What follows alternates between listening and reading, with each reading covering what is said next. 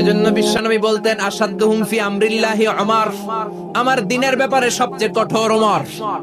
নিজের ছেলেকে ৮০টা বেত মেরেছেন।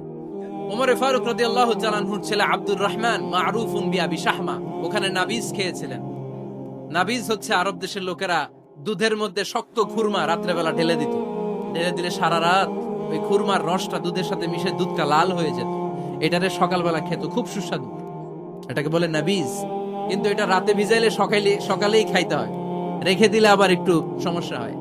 এটা অনেকটা তারির মতো হয়ে যায়, মাতলামি চলে আসে। বিশ্বনবী বলতেন আমার পরে কোনো নবী নাই, কোনো রাসূল নাই, তবে আমার পরে যদি কেউ নবী হতো আমার ওমর নবী হয়ে যেত। লা নবিয়্যা বা'দি ওয়ালা রাসূল, আমার পরে রাসূল নাই, কোনো নবী নাই, তবে লাউ কানা বা'দি নবিয়্যুন লাকানা উমর। প্রভু তুমি বলেছো রাসূল দেবে না, বলনি দেবে না ওমর, বলনি দেবে না হামজা তারিক, খালিদ বিজয়ী সমর। প্রভু তুমি বলেছো রাসূল দেবে না, বলনি দেবে না ওমর, বলনি দেবে না হামজা তারিক, খালিদ বিজয়ী সমর। প্রভু তুমি বলেছো রাসূল দেবে না। আল্লাহু আকবার। মদিনায় যত মুনাফিক ছিল জমের মতো ভয় পাইতো সাইয়েদনা ওমরকে। শয়তানদের লিডার ইবলিসও ভয় পেত ওমরকে।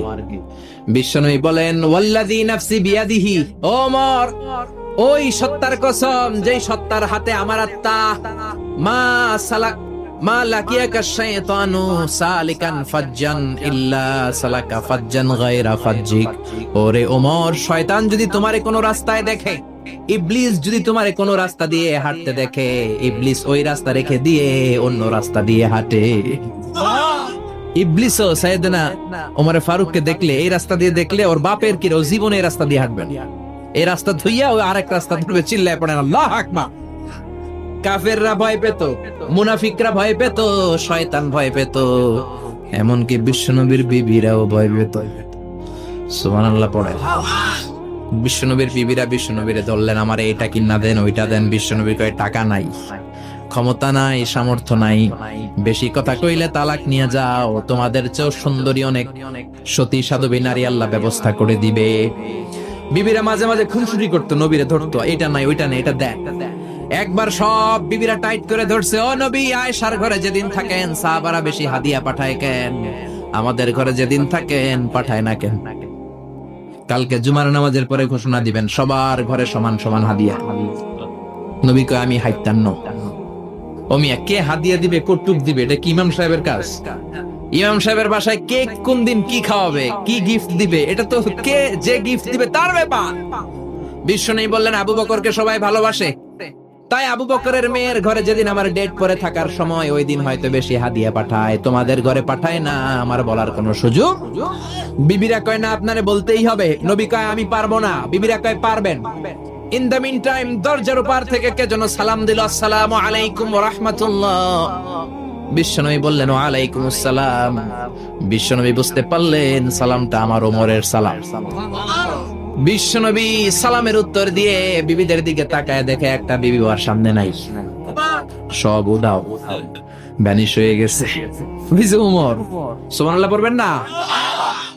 এই জন্য ওমরকে শয়তানও ভয় পেত। আমাদের বাচ্চাদেরকে, আমার মেয়ে একটা মাত্র মেয়ে, খাইতে চায় না, শুধু আমার মেয়ে না, অধিকাংশ বাচ্চাদের এই অবস্থা। ওর আম্মু এদিক দিয়ে খাওয়ায়, আবার দৌড় দেয়, আবার আমি খাওয়াই, আবার কান্নাকাটি করে, বলে গল্প শোনাও, তাইলে খাবো। এখন গল্প শোনাইলেও খায় না। বর্তমান সময়ের ছেলে মেয়েগুলো এরকম, এত জ্বালাতন করে, খেতে চায় না তো বলতে হয় বাঘ আসবে বাঘ, সিংহ আসবে সিংহ, সিংহ মামা আসবে, ঘুমাও ঘুমাও, এগুলো আমরা বলি না? বড় দোষী আপনারা কি বলেন? বাচ্চা যদি না ঘুমায়, না খাইতে চায়, এগুলোই তো বলে। বাঘ আসবে, বিড়াল আসবে। মদিনাতে ওমরে ফারুক যখন খলিফা, মদিনার কোন বাচ্চারা যদি না খেতে চাইতো, না ঘুমাইতে চাইতো, মদিনার মায়েরা বলতো তাড়াতাড়ি ঘুমাও, ওই যে ওমর আসতেছে, ওমর। আল্লাহু আকবার। কি শাসক ছিলেন সাইয়েদনা ওমর! সবাই সমান, উনার বিধান, উনার রীতি সবার জন্য সমান। মদ খাওয়ার অপরাধে নিজের কলিজার টুকরা ছেলে আবু শাহমাকে ৮০টা বেত মেরেছে। হাদিসটা দাঈফ, তবে শিক্ষা আছে আমাদের জন্য। ৮০টা বেত মেরেছে। এক রাতে পাওয়া যায় বেত মেরে ছেলেটাকে আহত করে ফেলেছে। আরেক রাওয়ায়াতে পাওয়া যায় পিটাতে পিটাতে ছেলেটাকে দুনিয়া থেকে শেষ করে ফেলেছে। ছেলের মুখে গন্ধ পেয়েছে। আর শরীফতা খামরান, এর মদ খাইছস? কয় না বাবা, শরীফ তো নাবিজ, আমি নাবিজ খেয়েছি। নাবিজ খাওয়া যায়। নাবিজ হচ্ছে রাত্রিবেলা আরবরা দুধের মধ্যে শক্ত খুরমা ছেড়ে দেয়। 1 কেজি দুধের মধ্যে 10টা শক্ত খুরমা ছেড়ে দিলে সকালবেলা দুধের কালারটা সাদা থাকে না, শক্ত খুরমার রস টেনে ওটা লাল হয়ে যায়, খেতে বড় মজা। এটাকে বলে নাবিজ। কিন্তু সকালেই খেতে হবে।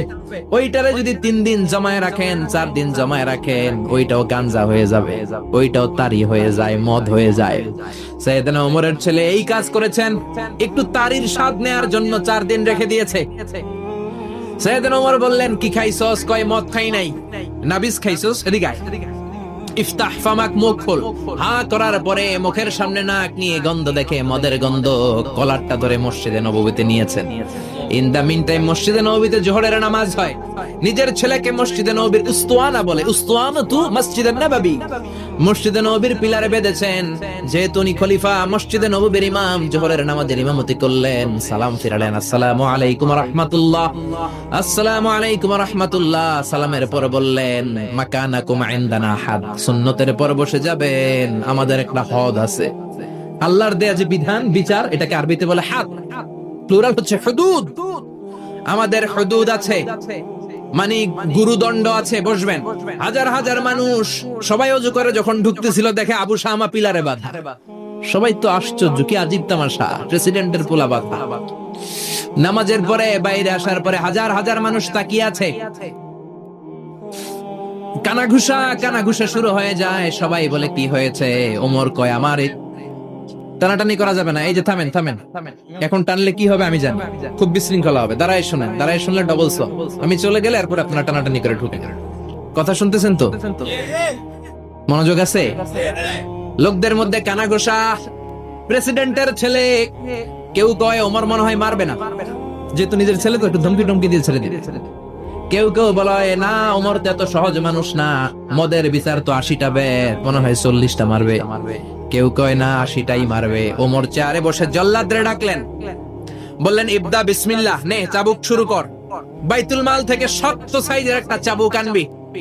জল্লাদ চাবুক এনে দাঁড়ালেন। ওমর বললেন, ইবদা বিসমিল্লাহ, শুরু কর। জল্লাদ মারতে শুরু করেছে। ওয়াহিদ, ইতনাইন, তালাতা, 3টা মারার পরে এক থাপ্পড় মেরে জল্লাদকে 3 হাত দূরে ফেলে দিলেন।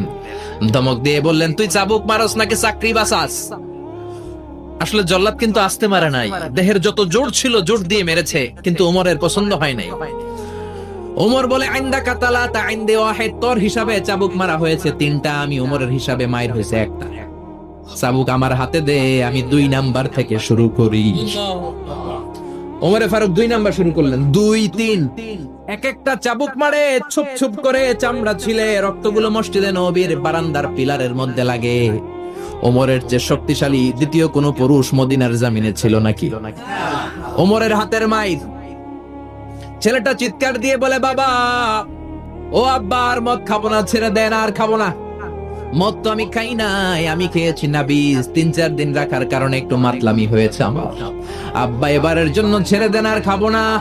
ওমরের কঠোর হৃদয়ে কোনো দয়া মায়া আসে না, মারতে লাগলেন। এবার আবু শাহামার মা, ওমরের বউ, পায়ের মধ্যে ওমরের পায়ে পড়ে ডেকে বলে, ও ওমর, আমার কলিজার টুকরা ছেলেটারে মারিস না। 30টা বাড়ি মারা হয়েছে, আর বাকি 50টা বাড়ির জন্য এক একটা চাবুকের বিনিময়ে আমি এক একটা ওট আল্লাহর রাস্তায় সদকা করব রে ওমর। সাইয়েদনা ওমর বলে, এর নিয়ে যাও। আবু শাহামার মা ওট দিয়ে আল্লাহর জাইন, চাবুকের বাড়ি থেকে একটা বাড়িও কমানো যাবে না, 80টা বাড়ি দেয়া পর্যন্ত পৃথিবীর কোন শক্তি আবু শাহামারে আমার হাত থেকে ছুটাতে পারবে না। আবু শাহামার মা কাঁদতে লাগলো। ওমরের মনে দয়া মায়া হয় না। 40টা বাড়ি মারার পরে ছেলে বেহুশ, 50টা মারার পরে আবু শাহামা দুনিয়া থেকে শেষ। সবাই নিস্তব্ধ নীরবতা, পিন ড্রপ সাইলেন্স, পিন পতন নীরবতা। রাগে তখনও গড়গড় করছে ওমর। সাইয়েদনা ওমর বললেন, গোসল দে, জানাজা দে, কবর দে। কবর দেওয়ার পরে ওই কবরের উপর 51 নাম্বার থেকে মারা শুরু করলেন। 52, 53, 60টা, 70টা, 80টা চাবুকের বাড়ি কবরের মধ্যে, বিশাল বিশাল বড় বড় বাড়ি মেরে আঘাত করে আল্লাহরে ডেকে বললেন, আল্লাহ, আমার ছেলে হওয়ার কারণে, প্রেসিডেন্টের ছেলে হওয়ার কারণে আমি পার্সিয়ালিটি করি নাই, একটা চাবুকের বাড়িও কম দেই নাই। কিয়ামতের দিন তুমি আমারে জালিমদের কাতারে দাঁড় করাতে পারবা না। আল্লাহু আকবার। ওই ওমরের শাসন যদি দেশে থাকতো, দেশটারে মদিনা বানাইতো কে? এখন রিকশাওয়ালার পোলার জন্য এক নিয়ম, প্রধানমন্ত্রীর পোলার জন্য আরেক নিয়ম, কুলিওয়ালা ঠেলাওয়ালার জন্য এক নিয়ম, প্রেসিডেন্টের মেয়ের জন্য আরেক নিয়ম। জোরে বলেন ঠিক কিনা? সবার জন্য যদি এক নিয়ম হতো, চুরি করলে যদি হাত কাটা হতো, জিনা করলে যদি পাথর মেরে গর্দানটা উড়িয়ে দেয়া যেত, বাংলার জমিনে আর কোনো চোর আর জিনাখোর পাওয়া যেত না।